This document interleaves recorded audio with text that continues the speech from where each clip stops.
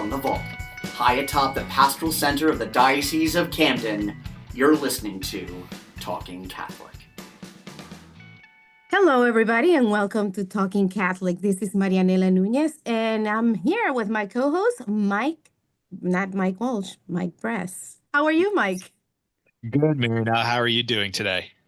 I am really good. Just excited after, a couple of days of a lot of meetings and a lot of things going on in the Office of Catholic Education for the Diocese of Camden.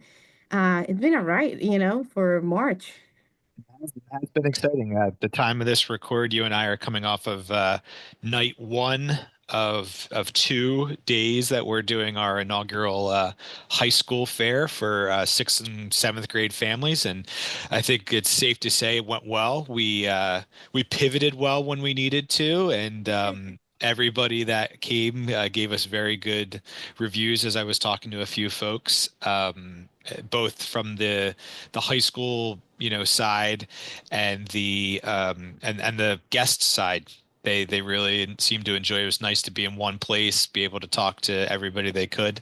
I had the privilege of watching my oldest son walk through and grab his swag and talk to a few people, and really ultimately his mother talking to a few people, because that's definitely who's making the decision, which we'll, I'm sure, get into on the with our podcast guest today. But it was really cool. I thought it was a great night, and you were a tremendous help. So I do thank you for that. But other than that, yeah, we've had some really busy days, which has been exciting, and we'll kind of maybe take a short break, and then it'll be, before we know it, graduation time too, which is just crazy to think about. I mean, we've got a couple months, but I feel like it'll go by fast. The older you get, the faster you feel the years go by. I don't know. There must be something in there about that because that's how I feel this year has been. But it's Yes. very productive. I think having a high school fair as a first timer for the diocese has been a great idea. Thank you, Mike, for all the work you've put into make this a reality. And I think, every year, like we are planning to grow this initiative and make it even better. So we encourage those who missed it this time to visit our high schools, but at the same time to wait for that. If you still have a fifth grader, sixth grader, seventh, and, eighth graders coming in, like just we can't wait to see you, and we can't wait Yeah. for you to start considering our Catholic schools in South Jersey. Yeah. It's never too early. I think I know he was only there because his big brother was there, but there was a young student who I think was in kindergarten or first grade, and our admissions director from Camden Catholic was like, "Well, I'm going to talk to him too, because you never know when they're going to make that decision." So we had all ages there, but yeah, we're hoping to continue this. It was a success last night, and I think people are going to look forward to it for years to come. So we'll keep playing with it. We'll keep moving along, and we'll try different stuff, but the reception so far is good. So I can say confidently that I got a decent night's sleep last night, and I think Saturday will be even better once we wrap a complete bow on this one. So This is so who great. do yeah so I know I'm very excited about our guest today, and I know you I'm are too, because I am you excited got too. you got to meet him in person, and I've just generally just stolen much of his information. But I think but I paid it back Mike, because I the term purchased, is borrowed. We're borrowed, and Catholic. then took all credit for. Sure, we can go with borrowed. But we and I also, but I think in some version I paid it back quite literally, because I did purchase his recent book that he just put out, which we're going to talk to him about today. But Marianela, do you want to introduce our guest today? Sure. And I kind of like didn't really pay it back because I took advantage of the best sale he had on the Kindle version. So anyways, so I'm very excited about this episode today.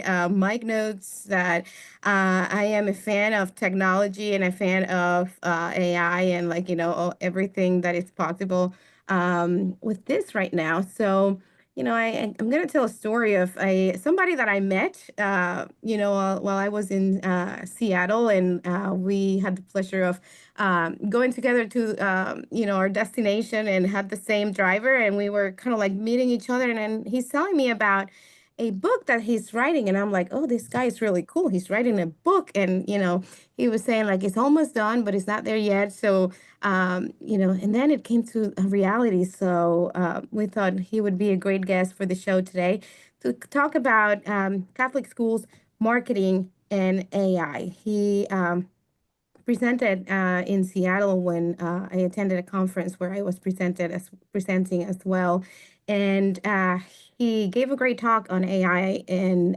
marketing for Catholic schools. His name is Brendan Schneider. He's a marketing expert, an author, a consultant for Catholic schools, and he recently published the book "Marketing for Catholic Schools the Right Way." Listen to that the right way. So he will be sharing definitely valuable insights today, and we're very excited to have you. Welcome to the show. Thank you both, Mike and Marianela. It's great to be here. It's great to have you, Brendan. So I'm going to start because yes, I'm going to probably fanboy quite a bit through this podcast because we really do enjoy the content. But I always like to kind of start at the beginning, and ask where your background, where did this come from? What inspired you to work in school marketing? And even we can even go a little bit into the genesis of the book, but just in general, where did this all begin for you? I'll go way back. So I worked. So now I've been out of schools 2.5 years doing this work full time, but I worked in schools for 28 years and did college admissions for 2 years, realized that I didn't want to be at the university level, didn't feel like the college kids wanted me or needed me, which was appropriate, but I wanted to make a difference in kids' lives. So actually went back to my high school alma mater, which was a boarding school, and worked there for 12 years. And then left and worked based in Pittsburgh now. So worked in a pre-K through 12 day school and did that for 14 years before this. And really all this work began in 2008-9. So it was my first year at the school. I was the director of admission and financial aid. And if you guys remember, the market obviously crashed. And it's the first story of the book. It was like, holy cow, what are we going to do? And that's really the impetus of everything that happened. I've always been a geek, and I use that as a term of endearment. Love technology. We'll talk about AI in a little bit. And it was really like vested self-interest. Like we had a team. There were a lot of smart people, but this was uncharted territory. What are we going to do? And I was sitting in that particular role. So it was really a little vested self-interest, fear, and like, we got to figure this out. So that's how it began. Yeah, I remember that time. I was actually, funny enough, getting married and looking for a house as Oh my the goodness. as the market crashed, and saw the good, the bad, and the ugly of all that. And so I can't even imagine thinking about school and tuition and things of that nature. So as we just said at the beginning, pivoting, right, is always as a key to career success, I think, sometimes, and just figuring it out. So, the title of your book is specifically about, marketing, marketing schools the right way. But I think you have also a passion for like Catholic schools per se. Can you talk a little bit about that? Absolutely. So I'm Catholic and went to Catholic schools when I was a young kid, and again, love my faith and want to. I mean, the thing for me with the book was it's really designed for any school that charges tuition, because we have to recruit all the time. So, you guys were talking about the high school fairs. Those high schools don't necessarily, you have feeder schools, but you don't necessarily have kids that are quote unquote automatically coming. So you're always working. And the kind of the good and bad of that cycle is that once 1 year's done, that's gone and you start again. So for me, it was about, and this is really the impetus of the book, is a chance to give back, to make sure that our schools remain healthy, remain vibrant, have kids, because quite frankly, without kids, you can't pay tuition or, get the money to pay salaries to make the impact that we want to make. So that was really, why I wanted to do everything. That's great. And I think, it's very important that we do not only do marketing for the school to get people in, but that we do it the right way. Can we talk a little bit about the right way? Yeah, that's such a loaded question, Marianela. We could be here for way longer than you guys have allocated for this talk. We'll make It's it as like a three-parter, yeah, you know? Mike, it's okay. Let's start the path. Let's go. Yeah. Guys, my initials are BS, so we could go for a while here. It's it's the school marketing the right way is the title of the book. It's a little cheeky, but the idea is that um, most schools are under resourced in this area, right? So whether that's lack of additional support in terms of people, lack of resources, money, or just lack of time. Because the one thing I was in a school for 28 years. Schools are great at adding things to your plate, but they never. I'm never. I shouldn't say never. 99.9% of the time, they never take things off your plate.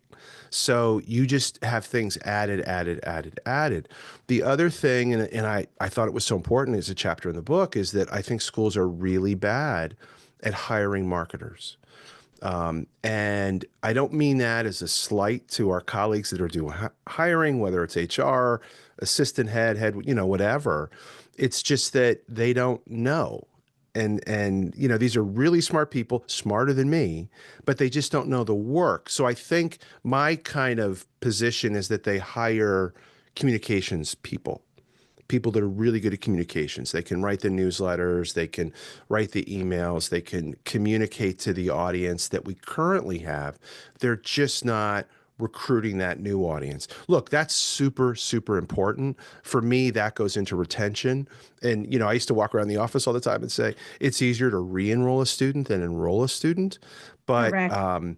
in terms of that recruitment piece, so the thought was, okay, with all of these things that I've just mentioned, how do we have, something that will help that person who's responsible for recruiting those kids, marketing the school to get that attention? And sometimes it's the admission person. So I do talk a little bit about, and I think it's somewhere, it might be on the Amazon thing. It's like anybody that is responsible for marketing or recruiting or overseeing it. So you might not actually have the title. You might be the head of school, depending on how small the school is. You might be the director of admission. Who knows what schools do? I mean, they're set up differently. It could be the head teacher and you have to recruit kids. You never know. And the idea is that the at least the book was not meant to be a workbook because things change.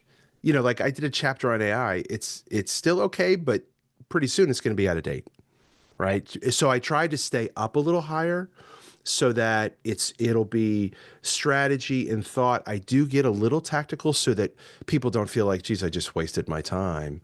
I just want to throw this in there. The book's not very long. No, I love to that's a great part of read. it. Yeah. Yeah, I love to read, and I can't tell you how many business books I've read that could have been half as long. So that was in the back of my mind as I was writing. I'm like, people don't have time. Just get in there, share some stories so that it's a little entertaining, hopefully, knock on wood. But like, people need help. Give them the help and let them go. So I hope that kind of answers it. I don't know if you want to go any other ways. Yeah.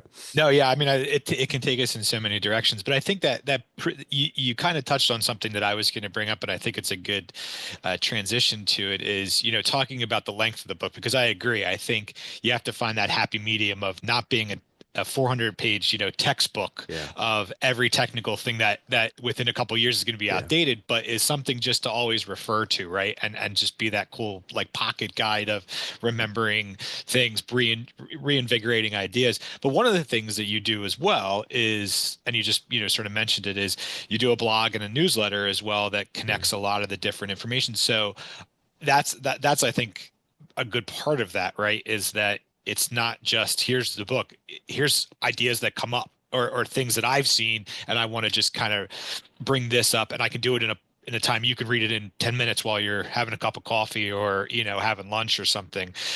So where does that come for you? Do you just get inspired, or do you have a content calendar that you like to focus on when you're doing the sort of more blog part of your work?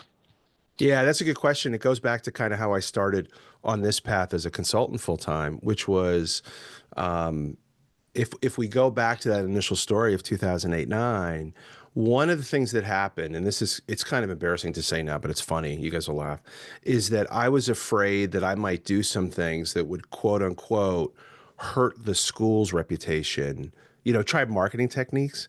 Right. So my thought was, oh, I'll do it under my name. So and what I've learned is that you don't ruin anything. People just don't pay attention. However, what happened was, I mean, that's why my blog is schneiderb.com. It's a terrible name. It was my Twitter handle. It's just my last name, first initial. I could get the Right. domain. Like I wasn't really thinking about a business. It was just Right. a way for me to test these techniques, really inbound marketing, see what works, take it to school, implement it there. And then what happened is I like to write. I'm not great, but I think I like it. It's okay. So I was publishing, and I was publishing probably 3 times a week, just because I enjoyed it. And it was funny too, as I was sharing things that worked. My most popular posts were things that didn't work. People love to see the failures, and I think that's really important in marketing because um, marketing is about failing, and it's not like failing like we think in school, like an F. It's about having an idea, testing it, getting data back, iterating, trying again, getting data Yep. back, iterating, trying again. So anyways, I was doing all that, and then the newsletter happened where I had people say, hey, there's just so much, right? I'm getting Right. emails in these newsletters, and it's on this social media. So the newsletter, there's a section in there, and I've done this for years now, where it varies 3 to 8, 5, 6 articles that I found this week that I think you should read.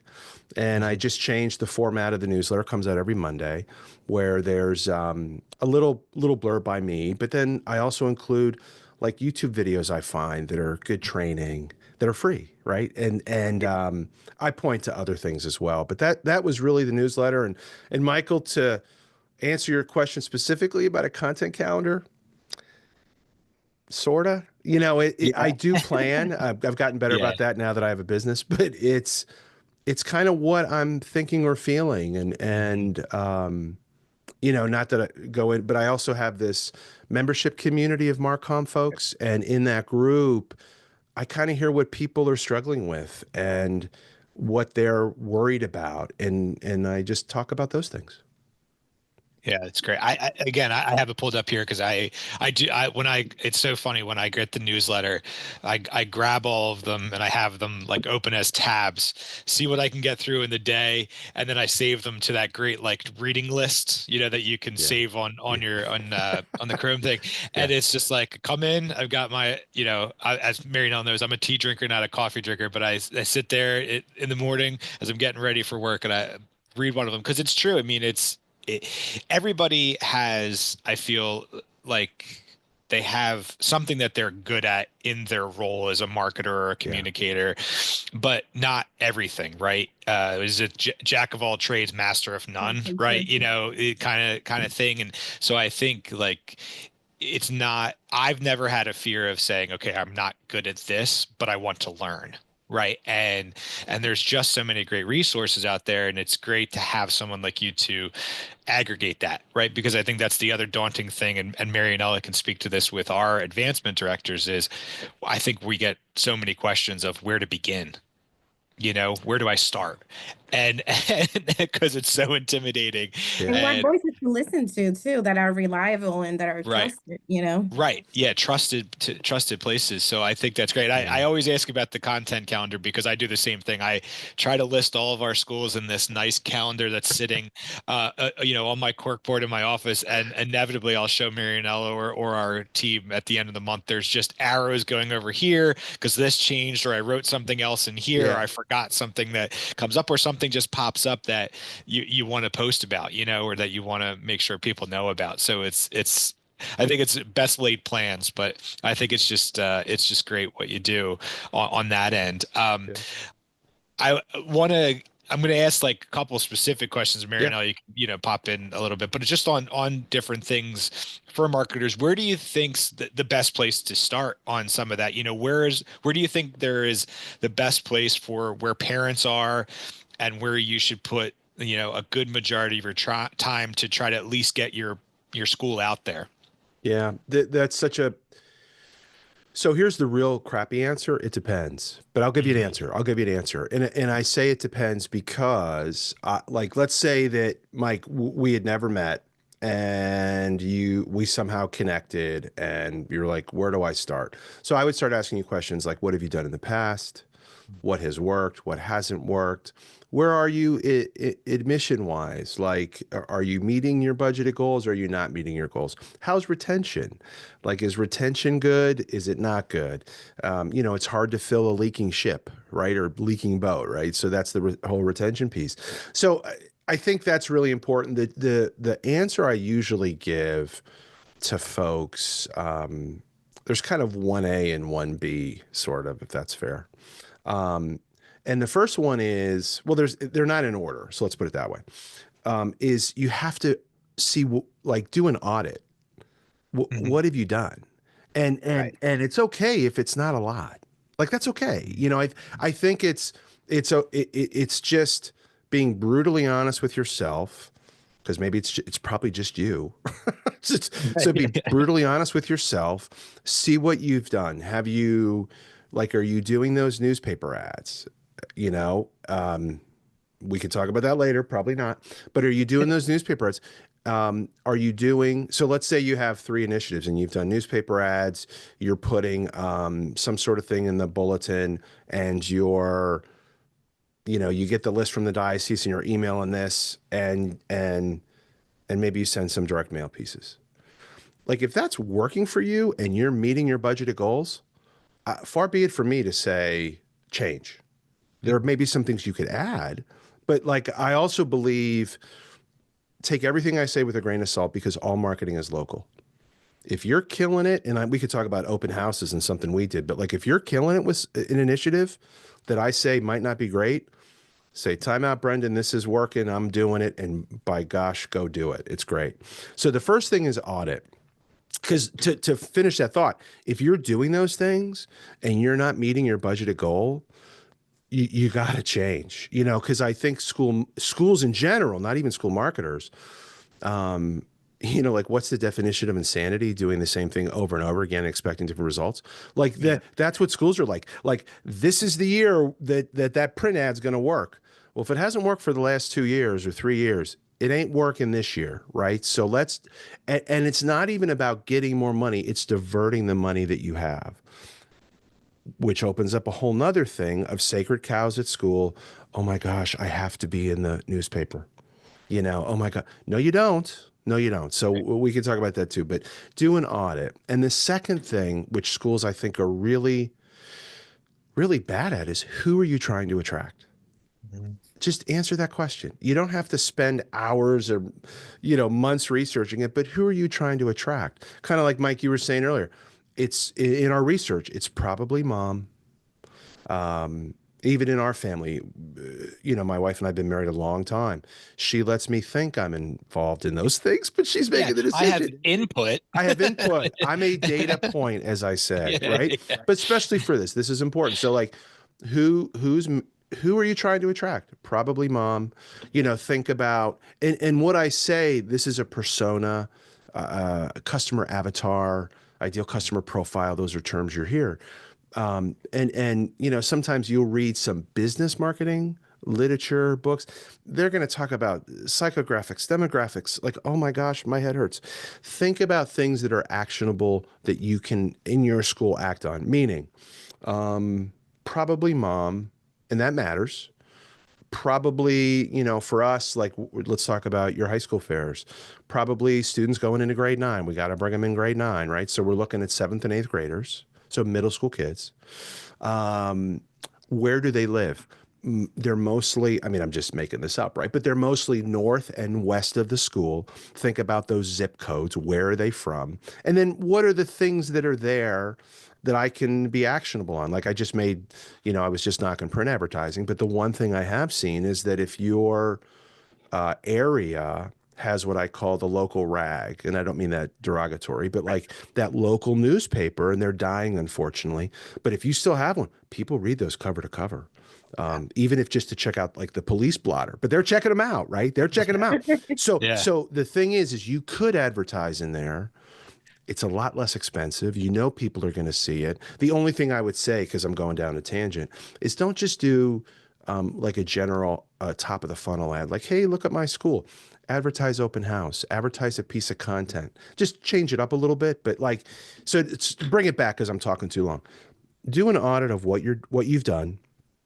Has it worked? Hasn't it not worked? And you might be saying, Brendan, I don't know if it's worked, which is a whole nother problem we could talk about. So really try to figure out if it's worked. And if not, maybe pull it this year if you're not meeting your goals. And the second thing is really get some clarity on who you're trying to attract, because that'll affect other things. And there's a knock-on effect from all that. No, I think So, that's great. Hit on so many of the things that we talk about. But go ahead, Marianela. and I love like, like focusing on like goals, like, I think schools, everywhere, like, should be looking at that number and saying like, are we there? And if we're not, how do we get there and what do we need? And sometimes it's very intimidating for folks to think like, we have to develop a whole strategic plan and a whole like marketing campaign. And I love the way you put it, Brendan, just kind of like, who are you trying to attract, and think about that. And I think in marketing we call it like, creating the personas, Mm-hmm. and it may sound like intimidating when you're looking at all the theory, but it's really simple. Can you talk about how we identify those personas, and what that does to marketing the school? And you sort of like touch a little bit on it, but I just want to be a little bit more specific on it. Yeah, I got a couple techniques you can try too. So my recommendation is always to get with a small team at your school. So if you're a solo act in the marketing office, get your admission person, get 2 or 3 people, 3 or 4 people. You don't want a huge group, right? But get a group of people together, and then I would just brainstorm. Think about the person that you're trying to attract.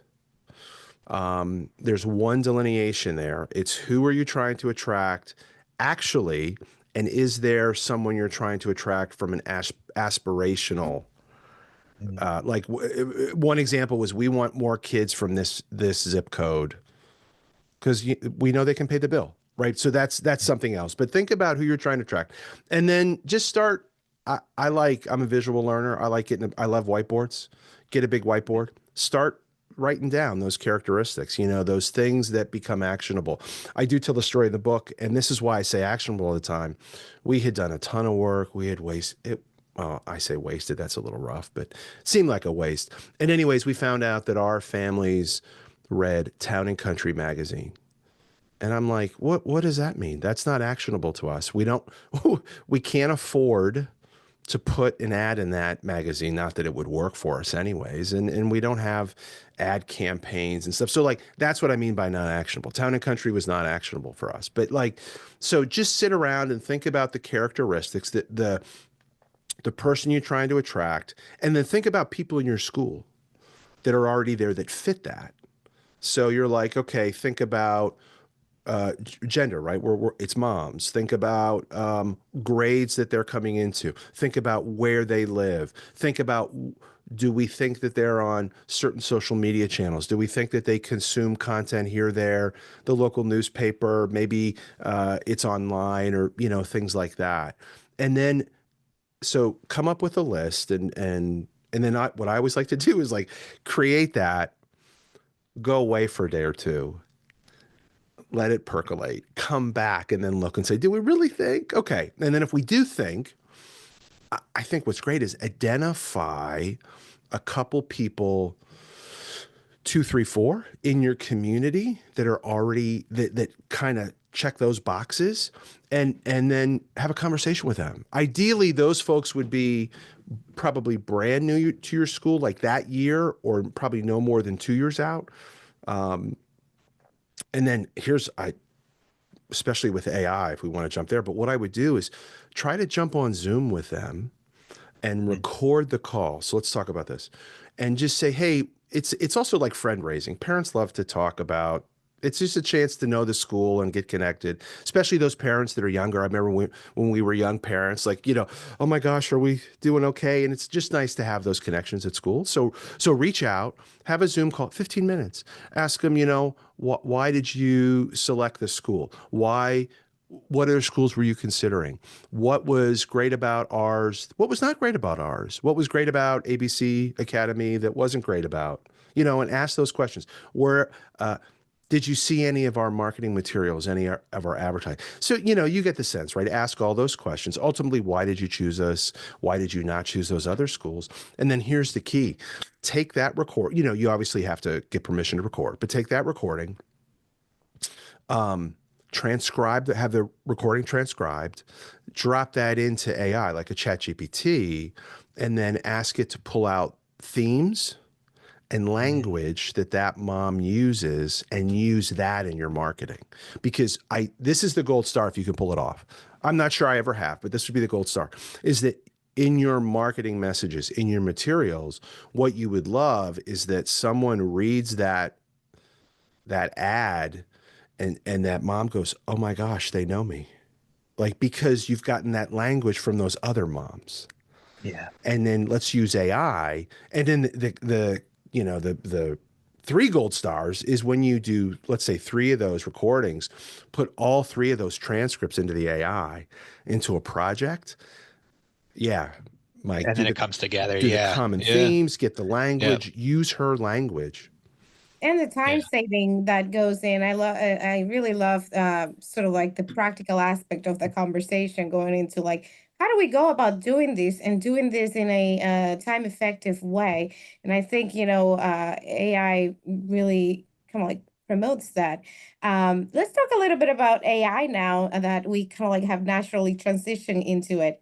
Yeah. How did you start, learning about AI and, what piqued your interest really? Goes back to just being a geek. Former life, I was director of technology, so I've always had an interest, and it's been kind of one of those things that just has been easy for me, work for me. I enjoy it. Sometimes it's driven my wife crazy, but that's another podcast. But like it's something I like, and I just wanted to learn about it. Right. So, you think back to when was it, November of 22, when ChatGPT came out. And I wasn't like in the first wave, but soon thereafter, and checking it out. And now, we could talk about it, but like it's the toothpaste is out of the tube. This isn't going away. It's going to change society. But from a pure marketing perspective, school perspective, like, remember when I said we don't have enough resources, we don't have enough budget money, people, AI can fix a lot of that. And that's why I'm so bullish on it for school marketers, school communication people, really anybody in the administration. Because I don't talk about the classroom side. I did teach years ago. They got me out of there pretty quickly. But that's a whole nother conversation. But like, from a school marketing perspective, there is so much we're able to use. And that's why I'm like, hey, people, and I'm also cognizant of the fact that people are already overworked. So you're already overworked, and I'm saying you have to learn this. And I've said this a lot. Like, I talked about inbound marketing for 10 years. I think, Marianela, that was one of the presentations you saw, and it works. It's great. I keep talking about it. People, they listen and they don't listen. But I've said to folks, hey, listen, this AI stuff, you have to listen to this. Like this, you have to do this. And it's more about, it's a tool, because it's a tool. This isn't like the Matrix or Skynet on the Terminator, right? Yeah. I'm old enough now to hold. So like, but it's a tool that will help school marketers in a way that other tools in the past have not. So that's why I think AI, people have to pay attention in our field. And on the flip side, going into this and AI, but all the things you've talked about, what kind of things should the parents sort of look for in in a good school that's doing this work? Is there authenticity? Is there a mix of like the information you want to hear? Because I think, talking about AI and talking about the technology stuff, Mm. some people think the sort of Big Brother element of it that you mentioned, right? Yeah. Like I just got an ad on my phone that I didn't know about, and is it genuine and all those kind of things. So for people looking for schools, what is kind of some of the things that they should be looking for of these tips that you just gave to the school? What then does the parents should look for to say, hey, the school looks like it's got its act together? That's interesting. I haven't thought about that, Mike. Let me process. Here's what I would. This is off the cuff. I reserve the right Yeah. to change this idea. Yeah. But I think that so there's two things. Let me answer it by saying, just from the marketer's hat, marketing AI should not replace the personal. So the way I think about it is, so Marianela, we talked about marketing automation and all that stuff, when we were together. Yeah. All of that marketing automation, AI, everything else, I think should help you come from a marketing perspective, should help the prospective family get to a conversation a lot faster and easier. So let's switch back to a parent hat. The first thing I would say is, especially so people that are listening, if they went to your fair last night or the one coming up, make connection, but get to the school. You can't know a school until you put boots on the ground. You need to walk through the school during the day. So even if you, if a school's first experience for you is like a night or a weekend open house, great, go get a sense. But I think you have to go during the day. You have to see what's going on, talk to the adults, try to talk to kids, and just get a sense. As far as the AI piece, and I don't think really any of our schools are doing this well, is I think we need to start teaching and modeling good use of AI. People are scared of it. So I've done an AI talk, I think it was the one I did in Seattle, Marianela, where every time I've given the talk, someone has come up afterwards privately, and this isn't hyperbole, this is true, and said thank you because I was scared. And these are like really smart adults. And Right. and I'm like, okay, so we need to start modeling it, and we need to start showing our kids. And like the whole idea of a school, I'm going on my soapbox now, guys, so I apologize. But the whole idea of a Great. school sticking their head in the sand and saying, "Oh, it's not happening," it's happening. And I think we need to model so my son is a junior in college and I have a daughter in 8th grade. And this summer I've said to them, like, we need to sit down and I'm going to start showing you ways to use it, things not to do. We want to talk about plagiarism. We want to talk about how you can use it to be easier in your life. And because they're going to grow up in a different world than we grew up in. And to say that just to go away, like, it's just, come on. Mike, I don't know if that answers your question, but that's kind of the No, thought it that's in does. my head. Yeah. Mike, and No, it definitely does. I've been using ChatGPT sometimes to get our conversation started for the podcast, and it's a great, it produces great introductions, which Mike always teases me about, and he called my assistant. The first name is Chat, and the last name is GPT, and totally She fine. doesn't pay Chat nearly enough, but they are a good working team. I will say that for him. Chat and Marianela do a very nice job together. But I think I joke, but she knows I have it open every single day. Yeah. I mean, in reality, Yeah. and it helps with refining social media posts for me. Yeah. It helps with idea stuff. If we're doing some metric stuff, I'm telling you, I think your idea of, like I'm gonna take that data from the high school fair, how we retain, how we got everybody to sign Yeah. up, surveys that we're going to do and reviews, and say, all right, this is the picture that we got, right? And from from an analysis standpoint, this is the success. This is how we can repeat it, but also find additional places to reach even more people. And I think to answer your question, yeah, I think that's the important thing for the parent is, and that's where I was trying to get, and you got right there, is that the ads and the things that you see are one thing, but it's never going to take the place of an experience. So all of the messaging should be to get you in the front door. And I think Marianela and I have said so many times to our advancement directors, like, everything you do is just to get people in the door, because we know once they get in the door, you guys can sell the school. It's Yeah. the numbers Agree. are That huge that's for that.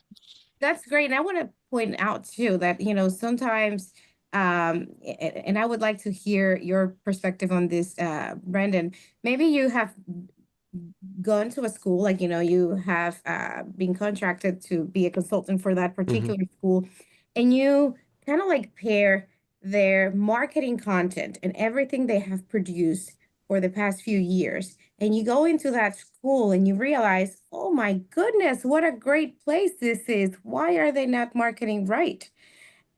Can you talk a little bit about that experience so that, parents, sometimes may measure the quality of the school by the website they have, and that's not always, the reality. That's not always the case. So can you talk a little bit more about that? Yeah, that's such a big question. Um, I tend to oh, ask big questions. I don't you're killing me. Yeah. You're making me work today. Um, I would say I'm going to bounce around a little bit, but like so just clearly the consulting work I do for school is digital marketing. So Google Ads and SEO and marketing automation and reputation management, which we'll bring back. And because of the trying to be respectful of schools' budgets and stuff, I usually don't visit the schools. I do try to get to clients, but I have them all over the country and now I have an international school. So as much as I'd love to go, I'm not always there. To your point, though, um, I find schools like, so a couple thoughts. Well, there's three, I think.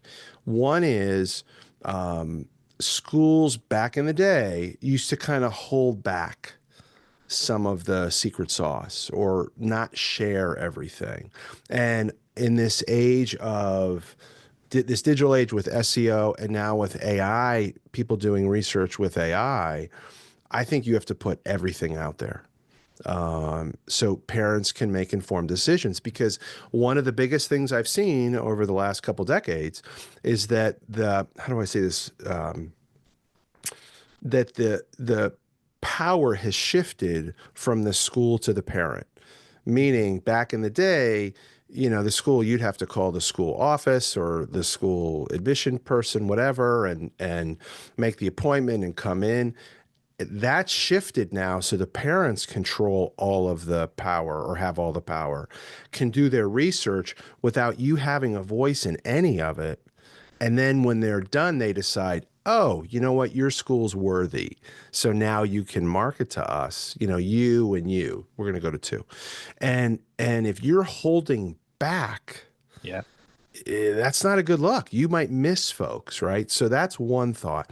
The other thought is that, what was I going to say? Oh, schools are bad at this just because it's time. But like, I think schools have to curate reviews. Mm. And one of the reasons why, so maybe this was two into three. One of the reasons why is that I think, Marianela, your point. So let me give you a story about us.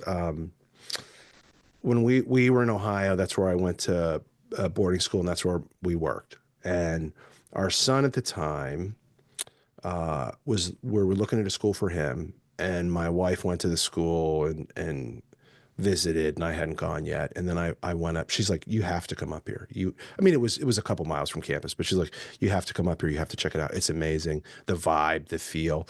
Like, we would have never gotten that if we hadn't gone. But articulating that in a digital way, is super hard. And, schools aren't brands spending money on video and blah, blah, blah, blah, blah, blah, blah, right? So I think one of the ways we can combat that is to curate reviews and asking our current parents, our alumni, our students who are our product and our greatest pride, for reviews, whether that is, I think of the private school space, niche or private school review. I mean, niche is Catholic schools too, right? So Yeah. niche or great schools or boarding school review, or there could be stuff local to where you guys are. There's stuff regionally, and you have to ask them to rate. I mean, people are rating schools on Yelp now. Yeah. I mean, I'm like, oh my gosh, what is, like I get a taco and I can get a research schools. Yeah. But I think that there is like that's the authenticity. Sometimes, Marianela, the parents can capture the magic and share that. So I hope that kind of gets to the answer there. Yes, I think that's great. And the bottom line here is you have to go and get the feel. You have to go Yeah. and experience it because it is really hard to experience that feeling that you get once you visit, as opposed to what you see on the internet, what you find as the ads, and Hmm. just what a big job of the marketers to try to articulate that into everything that you do. Um, so what excites you the most about, being in this world of like marketing for schools in general? And, uh, what makes you kind of like wake up every day and say, I like what I do? I truly wake up every day and like what I do. So that was one of the things. This is maybe kind of a different way to answer it, but I thought my path was to be ahead of school. And I was walking that path and going down there. And then it occurred to me that although that had been like the goal from when I started working a lot of gray hairs ago, um, I kind of got really close to it and I thought, you know what? I don't think that's the work that lights me up. There are things, obviously, leadership and management that excites me. But there's just a lot of day-to-day stuff that I'm like, what? Hiring and firing, putting out fires. I mean, we know like, oh my gosh, really? Like that Schedule. schedule. Oh Yeah. my gosh, stick a fork in my eye, right? Like, oh my gosh. So when I had this opportunity, like my struggle, this is like TMI, but my struggle now, I work from home, is stopping work Right. because I do like the work. So I never feel like I feel really blessed that I'm able to get paid for the thing that I really love to do, and then I really love to do it. And it's a virtuous circle. Right. And for me, ultimately, what that is I love the people that I get to interact with.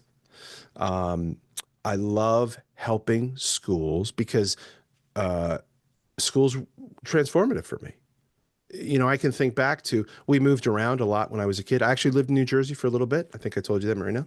And we moved around a lot in schools. I can tell you about almost every school I went to, except for when I was really little, and the impact that they had. So if I can give back, and particularly, um, want to help those tuition charging schools because you gotta there's so many external factors fighting against us, Mhm. and how can we help? So that's hopefully that answers the Sure. question. Yeah, I think that's I'm going to speak for myself, but I think I can speak for Marianela and say that's exactly why we're both here as well. Because yeah, we love the work. I love coming in every day.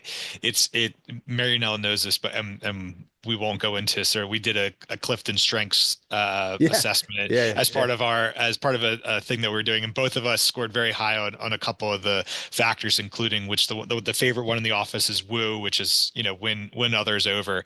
We both scored extremely high on that and a yeah. couple other places, but that's the energy we get, right? I loved that fair because last night because it was talking to people and it was running around and things like that. So I agree that when you can do your passion with something you're interested in, it just works out great. One of the things I want to ask, we're getting close to end ish. So, but I want to make sure I ask because I like these stories and we get them from our AD, our advancement directors all the time. But do you have any funny like school stories, like anything this like of a day where just nothing was going right, or it was one of those days where it just seemed like the checklist just didn't get done or anything like that? I mean, we hear all the time you're thrown in a couple of different directions. Was there any a day that you remember that was like kind of funny and you just went, "Wow, that was a day"? I could some probably I shouldn't repeat because I think there's Keep the I safe ones on. yeah, like so. Oh my God, Mike, I think every week we had those stories, Yeah, Not, yeah. I know it's and a hard question. yeah, and a lot of times they weren't even um kind of memory worthy. It was just like a Tuesday. You know what I mean? Like the something happened and you had to do this and you had this day and this happened, or I can remember when I was a director of admission, and the way we had kids visit, and then we would have kids from the high school who were tour guides who didn't show up, and then how do you adjust? And my I've become much more patient, right? Worry about what you can control.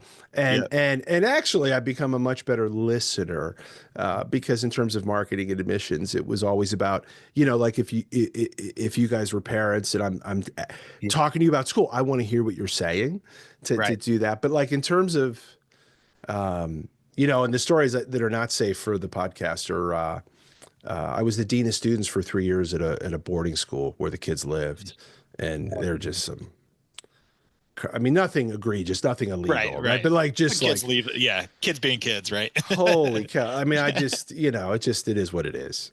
Yeah. So Yeah. sorry, I don't have anyone that pops into my head. I know as No, soon as that's we good. finish, I'll have one. Yeah, But you'll have one. Yeah. yeah. Maybe we'll put it in the Okay. in the chat in the comments later. But like, here's Brendan's story. We got a link to one of them. Yeah.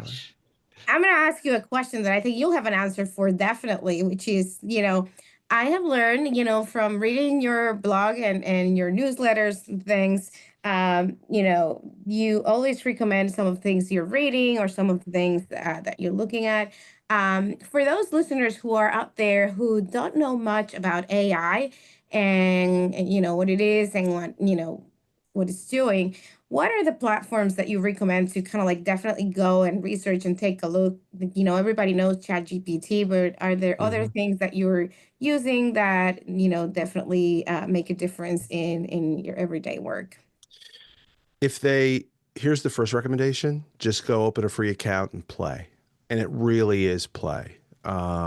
Get over that fear, and then think of use cases that, like I gave you the one about the persona or writing a newsletter, right? Start to play and do the use cases. In terms of resources, there's it goes a little geekier, but there's a podcast I listen to called The Artificial Intelligence Show. Paul Raitzer and Mike Kaput. It's Marketing AI Institute. So they have a ton of resources.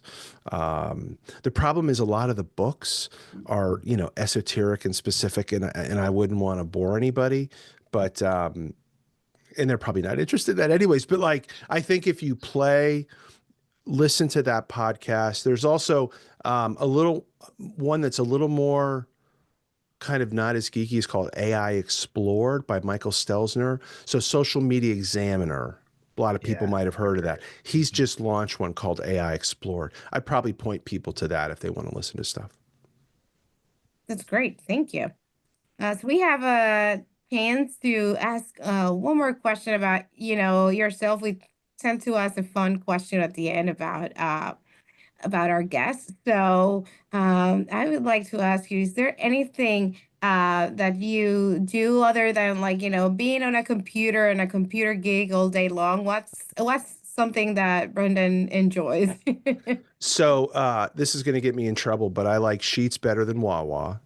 I'm based in Yeah. We Pittsburgh. I just know. lost all of the listeners. They just died. I'm sorry. No, I like Wawa too. I'm gas station food in Pennsylvania is the best, right? So that's it.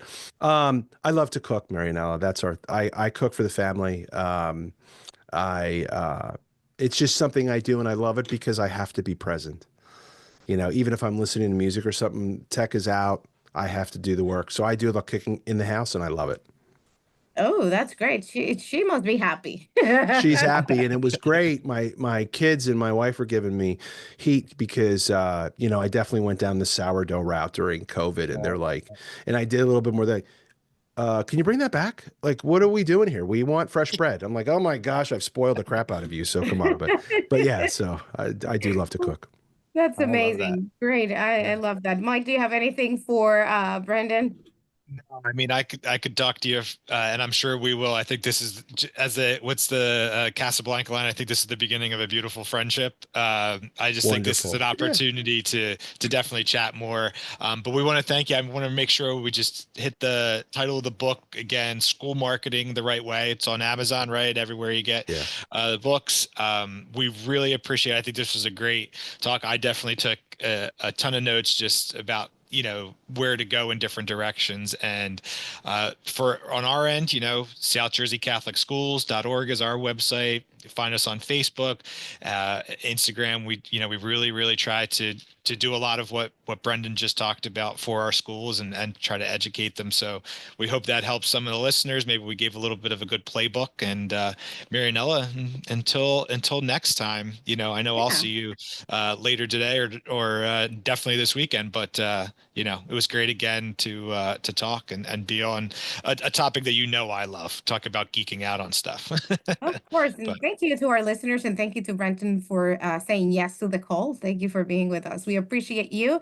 And please, guys, continue to listen to Talking Catholic because we have great content going on every single week.